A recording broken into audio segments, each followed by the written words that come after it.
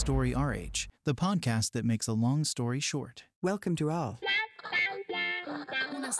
History is made of stories. In this episode, we're going on a quest for the holy grail of management, the perfect organizational model. The dream. Finding a risk-free turnkey model that I can simply replicate to achieve long-term performance amid uncertainty. Unfortunately, it doesn't exist.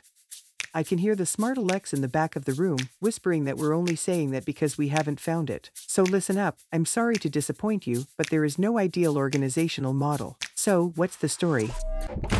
Let's start at the beginning, with the question why. Why talk about the quest for an ideal model and what's wrong with the ones already out there? To put things simply, companies have always faced two constraints, being efficient in the here and now, and being able to constantly adapt to ensure long-term profitability. Now the problem is easy to see as well. We have organizational models that favor one aspect or the other, but not both. Taylorist models work wonders for productivity, but their principles inhibit adaptability and innovation, which thrive in less hierarchical, more transversal models. Studies of management styles reveal that they all aim to achieve the same thing, to open up the overly rigid Taylorist model, which is unable to adapt to change on its own. So, we could, of course, keep looking for the fabled model, but I think it would be in vain, for three reasons. First, because models are inherently limited and incomplete. What is a model made of, after all? Processes and norms.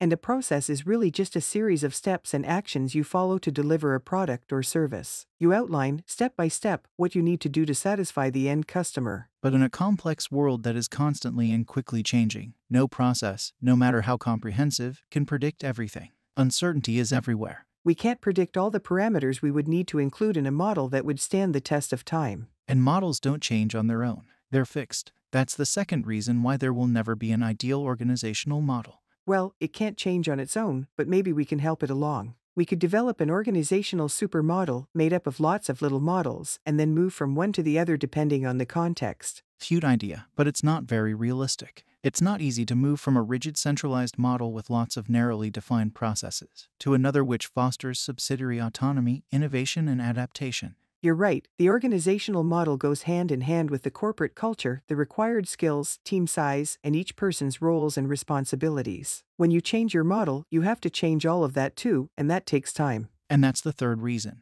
Adapting an organizational model takes time. Sometimes it has to be done. You have to change processes and ways of working to be more in line with reality, but it takes time. Time we don't have. Well, if that's the case, why not get rid of models entirely? Adios processes. Wouldn't that be ideal actually?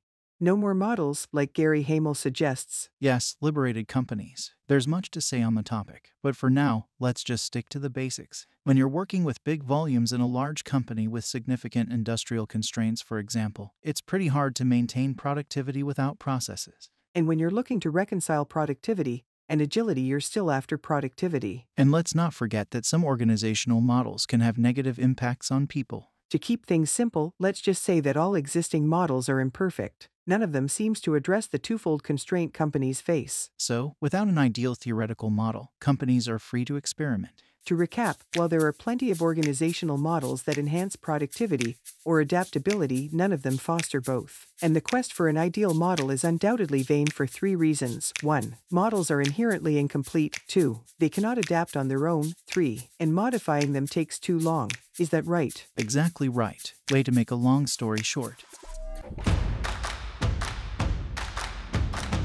Story RH, the podcast that makes a long story short.